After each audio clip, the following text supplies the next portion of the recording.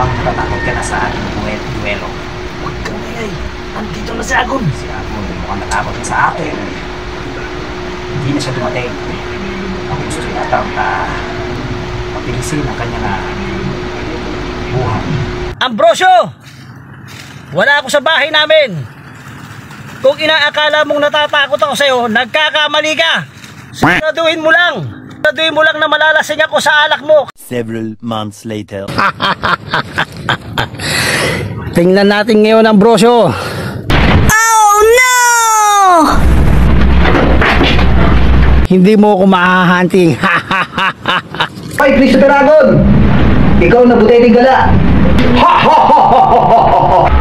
Humanda ka, Ambrosio, tatambangan kita. At pag oras na corner kita, isasalaksa ko sa pumbong mo to. Kung inaakala mo na masisintak mo ko sa mga pinagsasabi mo, diyan ka nagkakamali. Busal ng mais.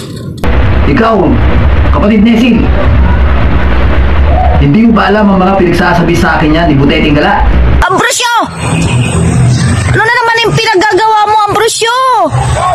Sa totoo lang, kapatid Nesil, wala akong ginagawang atraso sa kanila.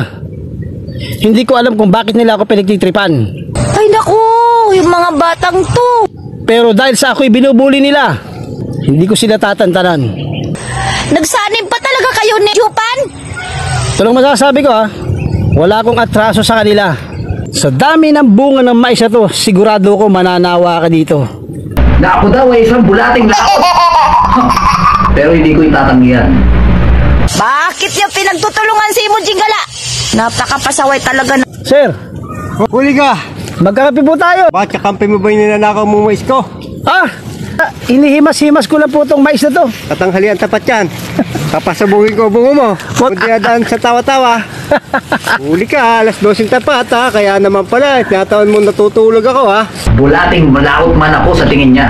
Pero ito ang bulating laot na magpapabagsak sa kanya.